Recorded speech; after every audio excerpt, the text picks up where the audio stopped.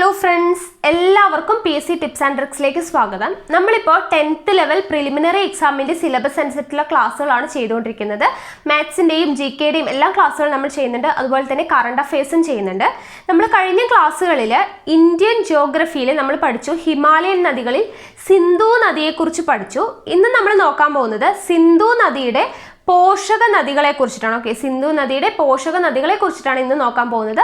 അപ്പോൾ സിന്ധു നദിയുടെ first part video കാണാത്തവരുണ്ടെങ്കിൽ കാണുക, ലിങ്ക് ഡിസ്ക്രിപ്ഷനിൽ കൊടുക്കാം. അപ്പം നമുക്ക് വീഡിയോയിലോട്ട് കടക്കാം.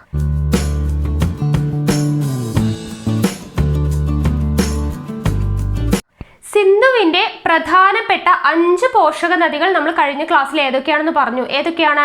രവി, ബിയാസ്, സത്ലജ്, ഝലം, ചിനാബ് അല്ലെ. ഇതൊക്കെയാണ് 5 പ്രധാനപ്പെട്ട പോഷക നദികൾ. അതിൽ നമ്മൾ ആദ്യത്തെ പോഷക നദിയെ കുറിച്ച് പഠിക്കാൻ പോവാണ്, സത്ലജ് അല്ലെ. സത്ലജ് എന്ന് പറയുന്ന പോഷക നദി ഇവിടെ നോക്കുക, എന്താ ഈ വരച്ചിരിക്കുന്നതാണ് എന്ത്? സത്ലജ് എന്ന് പറയുന്ന പോഷക നദി. ഓക്കെ, ഈ മേലെ വരച്ചിരിക്കുന്നത് നമ്മുടെ സിന്ധു നദിയാണ്. സിന്ധു നദിയുടെ ആദ്യത്തെ പോഷക നദി നമ്മൾ പഠിക്കാൻ പോവാണ് സത്ലജ്. ഈ കാണുന്നതാണ് സത്ലജ്.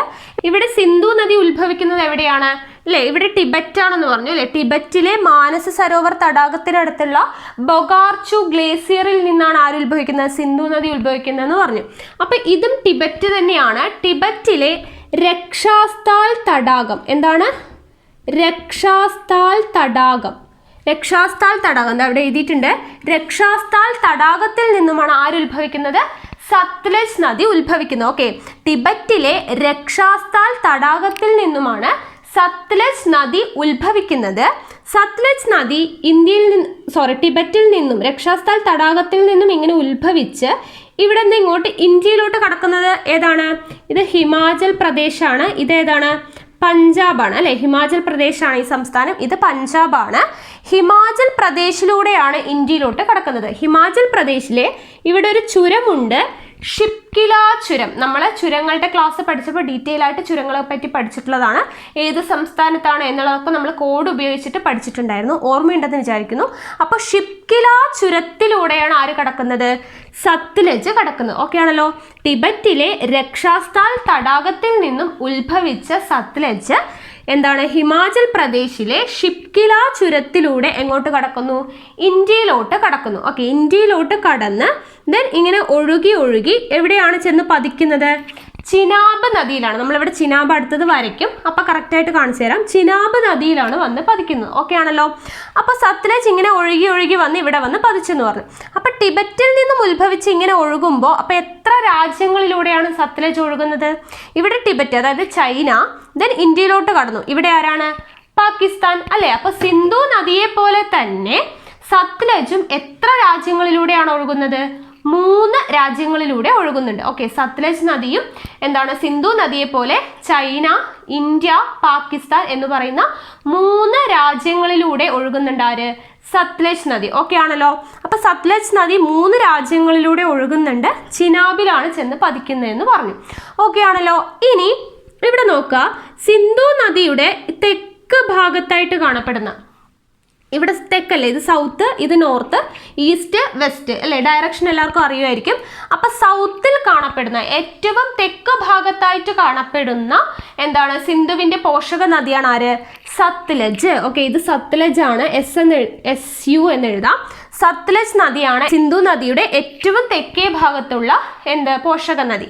അതുപോലെ ഇവിടെ നിന്നാണ് ഉത്ഭവിക്കുന്നത് അല്ലെ. ഇത് ഏതാണ് ഭാഗം? ഈസ്റ്റ് അല്ലേ. അപ്പോൾ ഏറ്റവും കിഴക്ക് നിന്നുള്ള പോഷക നദി ഏതെന്ന് ചോദിച്ചാൽ, സിന്ധുവിന്റെ ഏറ്റവും കിഴക്ക് നിന്നുള്ള പോഷക നദി ഏതാണെന്ന് ചോദിച്ചാലും സത്ലജ് ആണ്. അതുപോലെ തന്നെ ഏറ്റവും തെക്ക് ഭാഗത്തായിട്ട് വരുന്ന പോഷക നദി ഏതെന്ന് ചോദിച്ചാലും ഏതാണ്? സത്ലജ് തന്നെയാണ്. മനസ്സിലായല്ലോ. ഇവിടെ നിന്നാണ് ഉത്ഭവിക്കുന്നത്, അതായത് കിഴക്ക് നിന്ന് ഉത്ഭവിക്കുന്ന പോഷക നദിയാണ് ആര്? സത്ലജ്. അതുപോലെ തന്നെ ഏറ്റവും തെക്കു ഭാഗത്തായിട്ട് കാണപ്പെടുന്ന പോഷക നദിയും ആരാണ്? സത്ലജ് തന്നെയാണ്. ഓക്കെ ആണല്ലോ. ഇനി സിന്ധുവിന്റെ ഏറ്റവും നീളം കൂടിയ പോഷക നദി കൂടിയാണ് ആര്? സത്ലജ്. ഇമ്പോർട്ടൻ്റ് ആണ്, നോട്ട് ചെയ്യുക. ഇനി നമുക്ക് വലിയ നദി ഏത്, ചെറിയ നദി ഇതൊക്കെ പഠിക്കാനുണ്ട്. വലിയ പോഷക നദിയും ചെറിയ പോഷക നദിയും ഒക്കെ പഠിക്കണം. അപ്പോൾ നമുക്ക് പഠിച്ചു വെക്കാം. സിന്ധുവിന്റെ ഏറ്റവും നീളം കൂടിയ പോഷക നദിയാണ് സത്ലജ്. സിന്ധുവിന്റെ ഏറ്റവും നീളം കൂടിയ പോഷക നദിയാണ് സത്ലജ്.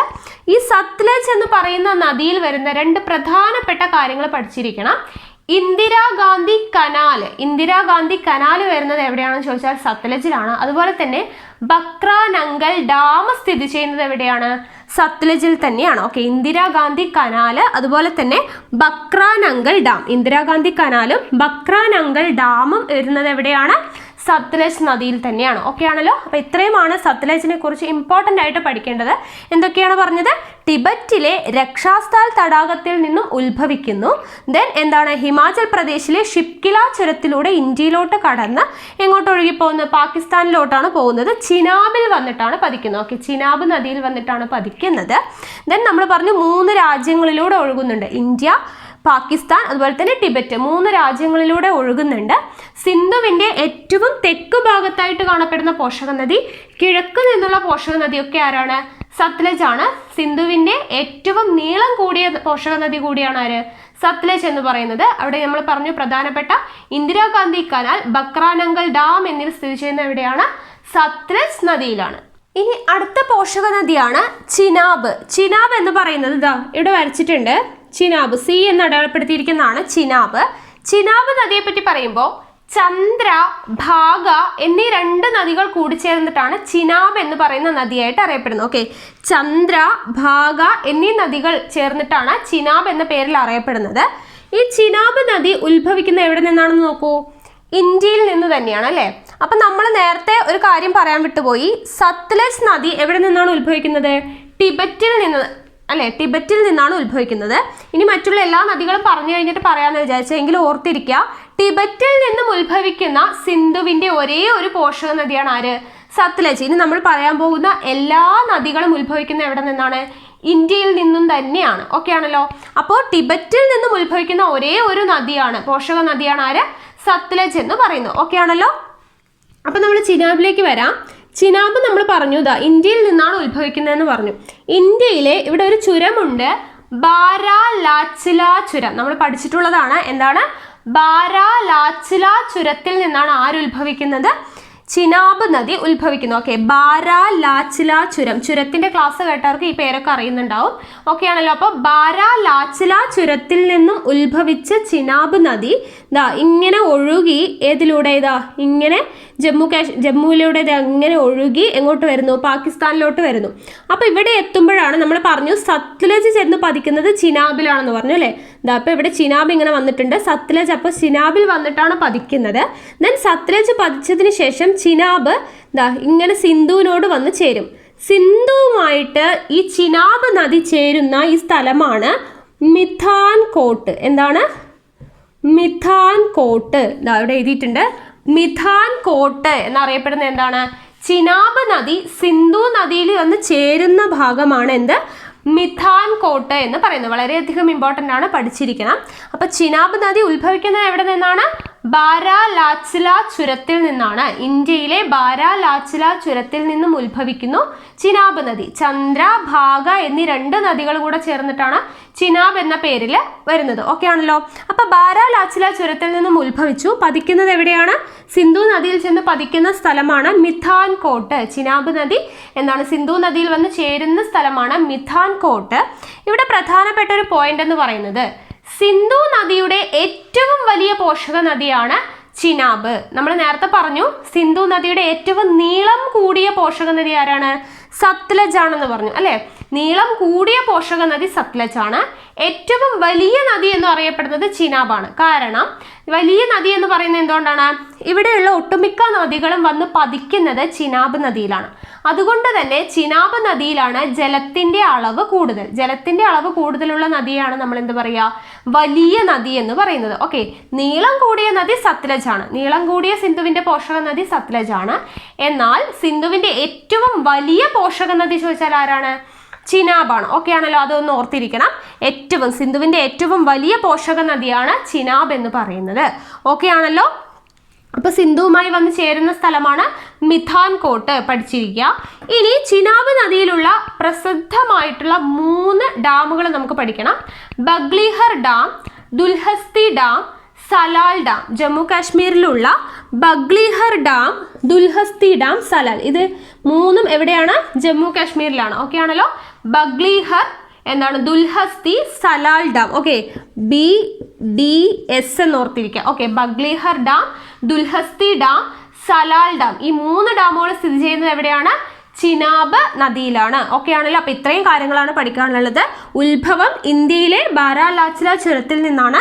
സിന്ധുവിൽ വന്ന് ചേരുന്നത് മിഥാൻകോട്ട് എന്ന് പറയുന്ന സ്ഥലത്ത് വെച്ചിട്ടാണ്. സിന്ധുവിന്റെ ഏറ്റവും വലിയ പോഷക നദിയാണ് Chenab. Baglihar dam, Dulhasti dam, Salal dam എന്നിവ സ്ഥിതി ചെയ്യുന്നത് എവിടെയാണ്? ചിനാബ് നദിയിലാണ്.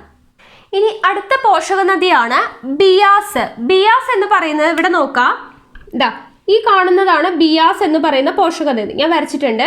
ഇതിൽ നിന്ന് നിങ്ങൾക്ക് ഇപ്പൊ തന്നെ ഒരു ചോദ്യം കിട്ടും. എന്താണ്?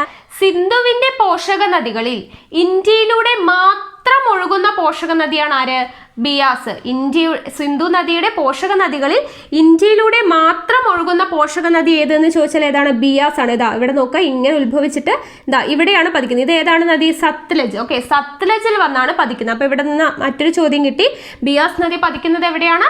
സത്ലജിൽ വെച്ചിട്ടാണ് പതിക്കുന്നത്. ഓക്കെ, സത്ലജിലാണ് ചെന്ന് പതിക്കുന്നത്. അതായത് ഇന്ത്യയിലൂടെ മാത്രം ഒഴുകുന്ന സിന്ധുവിന്റെ പോഷക നദിയാണ് ബിയാസ്. എവിടെയാണ് വന്ന് പതിക്കുന്നത്? സത്ലജിലെ കപൂർത്തല. ഓക്കെ, സത്ലജ് നദിയിൽ കപൂർത്തല എന്ന് പറയുന്ന സ്ഥലത്താണ്. ഓക്കെ, പഞ്ചാബിലെ കപൂർത്തല എന്ന് പറയുന്ന സ്ഥലത്ത് വെച്ചിട്ടാണ് ആര് പതിക്കുന്നത്? ബിയാസ് നദി സത്ലജിൽ വന്ന് പതിക്കുന്നത്. ഓക്കെ ആണല്ലോ. അപ്പൊ ഇന്ത്യയിലൂടെ മാത്രം ഒഴുകുന്നതാണ്. അവിടെ നിന്ന് മറ്റൊരു ചോദ്യം കിട്ടും. എന്താണ്? സിന്ധു നദിയുടെ ഏറ്റവും ചെറിയ പോഷക നദി ഏത്? ഇന്ത്യയിലൂടെ മാത്രമേ ഒഴുകുന്നുള്ളൂ. അത്രയും ദൂരമേ ഒഴുകുന്നുള്ളൂ. അപ്പൊ നിങ്ങൾക്ക് ചിത്രത്തിൽ നിന്ന് തന്നെ കിട്ടും. എന്താണ്? സിന്ധു നദിയുടെ ഏറ്റവും ചെറിയ പോഷക നദിയാണ് ആര്? ബിയാസ്. നമ്മൾ പറഞ്ഞു സിന്ധുവിന്റെ ഏറ്റവും നീളം കൂടിയ പോഷക നദി സത്ലജാണ്. ഏറ്റവും വലിയ പോഷക നദി ചിനാബാണ്. ഇപ്പൊ പറയുന്ന ഏറ്റവും ചെറിയ പോഷക നദി ആരാണ്? ബിയാസ് ആണ്. ഇവിടെ ഉത്ഭവിക്കുന്നത് ഇന്ത്യയിൽ നിന്നാണെന്ന് പറഞ്ഞു അല്ലെ. ഇവിടെ ഒരു ചുരമുണ്ട്. ഏതാണ്? റോഹ്താങ് ചുരം. ഏതാണ്? റോഹ്താങ് ചുരം. ചുരത്തിന്റെ ക്ലാസ്സിൽ കേട്ടിട്ടുണ്ടാവും അല്ലെ. റോഹ്താങ് ചുരത്തിൽ നിന്നാണ് ആര് ഉത്ഭവിക്കുന്നത്? ബിയാസ് നദി ഉത്ഭവിക്കുന്നത്. ബിയാസ് നദി ഉത്ഭവിക്കുന്നത് എവിടെ നിന്നാണ്? റോഹ്താങ് ചുരത്തിൽ നിന്നാണ് ഉത്ഭവിക്കുന്നത്. പതിക്കുന്നത് സത്ലജിലാണ്. സത്ലജിൽ എവിടെ വെച്ചിട്ടാണ്? കപൂർത്തല. പഞ്ചാബിലെ കപൂർത്തല എന്ന് പറയുന്ന സ്ഥലത്ത് വെച്ചിട്ടാണ് സത്ലജിൽ വന്ന് പതിക്കുന്നത്. ഇനി മറ്റൊരു പ്രത്യേകത, ബിയാസിലുള്ള പ്രധാനപ്പെട്ട 2 കാര്യങ്ങൾ പഠിക്കണം. ഒന്ന്, മഹാറാണ പ്രതാപ് സാഗർ ഡാം അഥവാ പോങ് ഡാം സ്ഥിതി ചെയ്യുന്നത് ഏത് നദിയിലാണെന്ന് ചോദിച്ചാൽ ഏത് നദിയിലാണ്? ബിയാസ് നദിയിലാണ്. ഏതാണ്? Maharana Pratap Sagar dam. Okay, Maharana Pratap Sagar dam എന്താണ് സ്ഥിതി ചെയ്യുന്നത് എവിടെയാണ്? ബിയാസ് നദിയിലാണ്. അതുപോലെ തന്നെ പളനി വെള്ളച്ചാട്ടം. ഓക്കെ, പളനി വെള്ളച്ചാട്ടം സ്ഥിതി ചെയ്യുന്നതും എവിടെയാണ്? ബിയാസിലാണ്. ഓക്കെ, പളനി വെള്ളച്ചാട്ടം സ്ഥിതി ചെയ്യുന്നത് ബിയാസിലാണ്. മഹാറാണ പ്രതാപ് സാഗർ ഡാം അല്ലെങ്കിൽ പോങ് ഡാം സ്ഥിതി ചെയ്യുന്നത് എവിടെയാണ്? ബിയാസിലാണ്. അതുപോലെ തന്നെ കുളു മണാലിയിലൂടെ ഒഴുകുന്ന എന്താണ് സിന്ധുവിന്റെ പോഷക നദിയാണ് ആര്? ബിയാസ്. ഓക്കെ ആണല്ലോ. ബിയാസ് ഒഴുകുന്നത് കുളു മണാലിയിലൂടെ ഒഴുകുന്ന നദി ഏതെന്ന് ചോദിച്ചാൽ ഏതാണ്? ബിയാസ് ആണ്. ഓക്കെ ആണല്ലോ. അപ്പൊ ഇത്രയുമാണ് ബിയാസിനെ കുറിച്ച് പഠിക്കാനുള്ളത്. എന്തൊക്കെയാണ് നമ്മൾ പറഞ്ഞു? റോഹ്താങ് ചുരത്തിൽ നിന്നാണ് ഉത്ഭവിക്കുന്നത്. ദെൻ ഒഴുകി എവിടെ ചെന്ന് പതിക്കുന്നു? സത്ലജില് കപൂർത്തല എന്ന് പറയുന്ന സ്ഥലത്ത് വെച്ച്, പഞ്ചാബിലെ കപൂർത്തലയിൽ വന്ന് പതിക്കുന്നു. ദെൻ എന്താണ്? കുളു മണാലിയിലൂടെ ഒഴുകുന്ന നദിയാണ്. മഹാറാണ പ്രതാപ് സാഗർ ഡാം സ്ഥിതി ചെയ്യുന്നു. അതുപോലെ തന്നെ പളനി വെള്ളച്ചാട്ടം സ്ഥിതി ചെയ്യുന്നത് എവിടെ തന്നെയാണ്? ബിയാസിൽ തന്നെയാണ്. ഇന്ത്യയിലൂടെ മാത്രം ഒഴുകുന്ന സിന്ധു നദിയുടെ പോഷക നദിയാണ്. അതുപോലെ തന്നെ സിന്ധു നദിയുടെ ഏറ്റവും ചെറിയ പോഷക നദി എന്നറിയപ്പെടുന്നതും ആരാണ്? ബിയാസ് നദിയാണ്. ഇനി അടുത്ത പോഷക നദിയാണ് രവി. രവി നദി ഇതാ ഇവിടെ വരച്ചിട്ടുണ്ട്.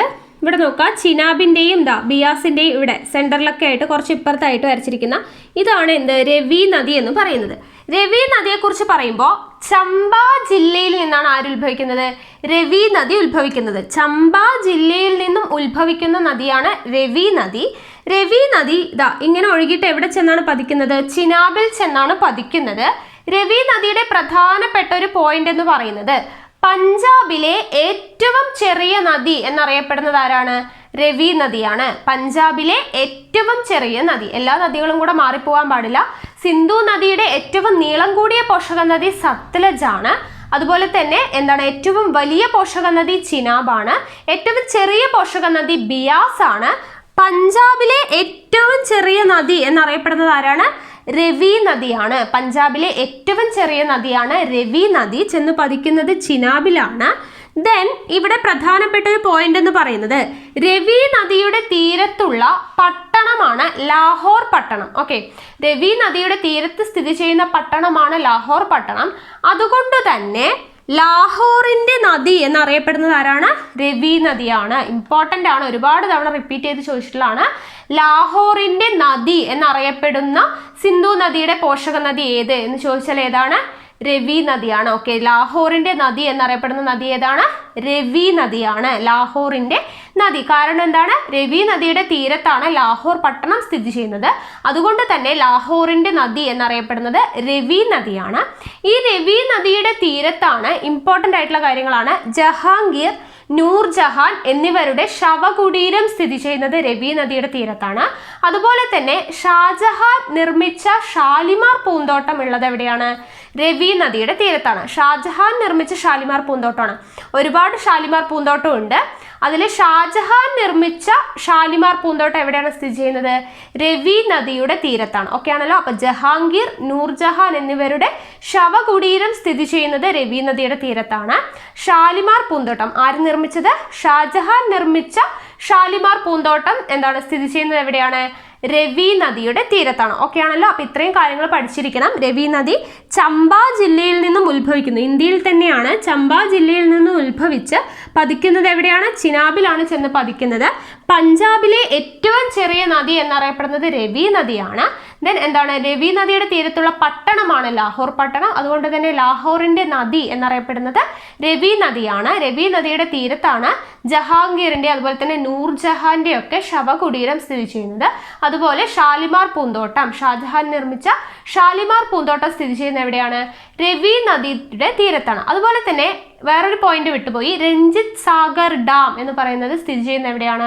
രവി നദിയിലാണ്. ഓക്കെ, രഞ്ജിത് സാഗർ ഡാം അല്ലെങ്കിൽ തെയ്ൻ ഡാം എന്ന് പറയും. അത് സ്ഥിതി ചെയ്യുന്നത് എവിടെയാണ്? രവി നദിയിലാണ്. ഇനി അടുത്ത പോഷക നദിയാണ് ഝലം നദി. ഝലം നദി നോക്കുക, ഇവിടെ കാണുന്ന ഇതാണ് ഝലം നദി എന്ന് പറയുന്നത്. ഝലം നദി ഉത്ഭവിക്കുന്നത് വെരിനാഗ് ഹിമാനിയിൽ നിന്നാണ്. ഝലം നദി ഉത്ഭവിക്കുന്നത് എവിടെ നിന്നാണ്? വെരിനാഗ് ഹിമാനിയിൽ നിന്നാണ് ഉത്ഭവിക്കുന്നത്. ചെന്ന് പതിക്കുന്നത് നമുക്ക് ചിത്രം നോക്കിയാൽ അറിയാം. എവിടെയാണ് വന്ന് പതിക്കുന്നത്? ഇത് ഏതാണ് നദി? ചിനാബ് നദി അല്ലെ? ചിനാബിലാണ് ആര് വന്ന് പതിക്കുന്നത്? ഝലം നദി വന്ന് പതിക്കുന്നത്. ഓക്കെ ആണല്ലോ. അപ്പോൾ ചിനാബിലാണ് പതിക്കുന്നത്. ഉത്ഭവിക്കുന്നത് എവിടെ നിന്നാണ്? വെരിനാഗ് ഹിമാനിയിൽ നിന്നാണ് ഉത്ഭവിക്കുന്നത്. ഓക്കെ ആണല്ലോ. അപ്പോൾ വെരിനാഗ് ഹിമാനിയിൽ നിന്ന് ഉത്ഭവിക്കുന്ന ഝലം നദി പതിക്കുന്നത് എവിടെയാണ്? ചിനാബ് നദിയിലാണ് വന്ന് പതിക്കുന്നത്. അതുപോലെ വൂളാർ തടാകത്തിലേക്ക് ഒഴുകിയെത്തുന്ന എന്താണ് പോഷക നദിയാണ് ആര്? ഝലം നദി. വൂളാർ തടാകത്തിലേക്ക് ഒഴുകിയെത്തുന്ന നദി ഏത് എന്ന് ചോദിച്ചാൽ ഏതാണ്? ഝലം നദിയാണ്. അതുപോലെ ഇമ്പോർട്ടൻ്റ് ആയിട്ടുള്ള പോയിന്റ് ആണ് അവിടെയുള്ള 2 ജലവൈദ്യുത പദ്ധതികൾ ഉറി അതുപോലെ തന്നെ കിഷൻ ഗംഗ. ഉറി, കിഷൻ ഗംഗ എന്നീ 2 ജലവൈദ്യുത പദ്ധതികൾ ഇമ്പോർട്ടൻ്റ് ആണ്. എവിടെയാണുള്ളത്? ഝലം നദിയിലാണ്. ഓക്കെ, ഝലം നദിയിലുള്ള 2 ജലവൈദ്യുത പദ്ധതികളാണ് ഉറി അതുപോലെ തന്നെ കിഷൻ ഗംഗ. കിഷൻ ഗംഗ എന്ന് പറയുന്നത് എന്താണ്? ഝലം നദിയുടെ ഒരു പ്രധാനപ്പെട്ട പോഷക നദിയാണ്. അവിടെയുള്ള പദ്ധതിയാണ് എന്ത്? കിഷൻ ഗംഗ ജലവൈദ്യുത പദ്ധതി. ഓക്കെ ആണല്ലോ. അപ്പൊ ഝലം നദിയിലുള്ള 2 പ്രധാനപ്പെട്ട ജലവൈദ്യുത പദ്ധതികളാണ് ഉറി അതുപോലെ തന്നെ കിഷൻ ഗംഗ. ഇനി ഇമ്പോർട്ടൻ്റ് ആയിട്ടുള്ള ഒരു കാര്യം, അലക്സാണ്ടറും പോറസ് രാജാവും തമ്മിലുള്ള യുദ്ധം നടന്നത് ഏത് നദിയുടെ തീരത്ത് വെച്ചിട്ടാണെന്ന് ചോദിച്ചാൽ ഏതാണ്? ഝലം നദിയുടെ തീരത്ത് വെച്ചിട്ടാണ്. ഹൈഡാസ്പാസ് വാർ എന്ന് പറയും. ഹൈഡാസ്പാസ് വാർ നടന്നത് അലക്സാണ്ടറും പോറസ് രാജാവും തമ്മിലാണ്. അത് നടന്നത് എവിടെയാണ്? ഝലം നദിയുടെ തീരത്താണ്. ഓക്കെ ആണല്ലോ. അപ്പൊ ഇത്രയും കാര്യങ്ങളാണ് എന്ത് ഝലത്തിനെ കുറിച്ച് പഠിക്കാനുള്ളത്. അപ്പൊ ഝലം നദി ഉത്ഭവിക്കുന്നത് വെരിനാഗ് ഹിമാനിയിൽ നിന്നാണ്. ഉത്ഭവം ഇമ്പോർട്ടൻ്റ് ആണ്. വെരിനാഗ് ഹിമാനിയിൽ നിന്നും ഉത്ഭവിക്കുന്ന ഝലം നദി ചിനാബ് നദിയിൽ ചെന്നാണ് പതിക്കുന്നത് അല്ലെ? ചിനാബ് നദിയിൽ ചെന്നാണ് പതിക്കുന്നത്. ദെൻ വൂളാർ തടാകത്തിലേക്ക് ഒഴുകിയെത്തുന്ന പോഷക നദിയാണ് ഝലം നദി. ഝലം നദിയുടെ തീരത്താണ് അലക്സാണ്ടറും പോറസ് രാജാവും തമ്മിലുള്ള യുദ്ധം, ഹൈഡാസ്പാസ് വാർ നടന്നത്. അതുപോലെ തന്നെ ഇമ്പോർട്ടൻ്റ് ആയിട്ടുള്ള എന്താണ്? ജലവൈദ്യുത പദ്ധതികൾ ഉറി, കിഷൻ ഗംഗ എന്ന് പറയുന്ന ജലവൈദ്യുത പദ്ധതികൾ എവിടെയാണ് സ്ഥിതി ചെയ്യുന്നത്? ഝലം നദിയിലാണ്. അപ്പൊ ഇത്രയുമാണ് സിന്ധു നദിയുടെ പ്രധാനപ്പെട്ട പോഷക നദികളെ കുറിച്ച് പഠിക്കാനുള്ളത്. നമ്മളപ്പോൾ സിന്ധു നദി കംപ്ലീറ്റ് ചെയ്തിട്ടുണ്ട്. ഈ ഭാഗത്തു നിന്നുള്ള പ്രീവിയസ് ഇയർ ക്വസ്റ്റ്യൻസ് ഒക്കെ നമ്മൾ നദികൾ, ഹിമാലയൻ നദികളെല്ലാം കംപ്ലീറ്റ് ചെയ്തതിന് ശേഷം ആ ഭാഗത്തു നിന്നുള്ള പ്രീവിയസ് ഇയർ ക്വസ്റ്റ്യൻസ് എല്ലാം കൂടെ ഒരുമിച്ച് ഡിസ്കസ് ചെയ്യാം. അപ്പൊ ഇത്രയുമാണ് എന്ത് സിന്ധു നദി എന്ന് പറയുന്നത്. ഓക്കെ ആണല്ലോ. അപ്പൊ എന്തായാലും നിങ്ങൾക്ക് ഈ ക്ലാസ് ഇഷ്ടമായെന്ന് വിചാരിക്കുന്നു. ഇഷ്ടമായെങ്കിൽ ലൈക്ക് ചെയ്യുക, ഷെയർ ചെയ്യുക. നിങ്ങളുടെ സജഷൻസ് എന്തെങ്കിലും ഉണ്ടെങ്കിൽ കമന്റ് ബോക്സിൽ രേഖപ്പെടുത്തുക. കൂടുതൽ വീഡിയോസിനായി ചാനൽ സബ്സ്ക്രൈബ് ചെയ്യുക.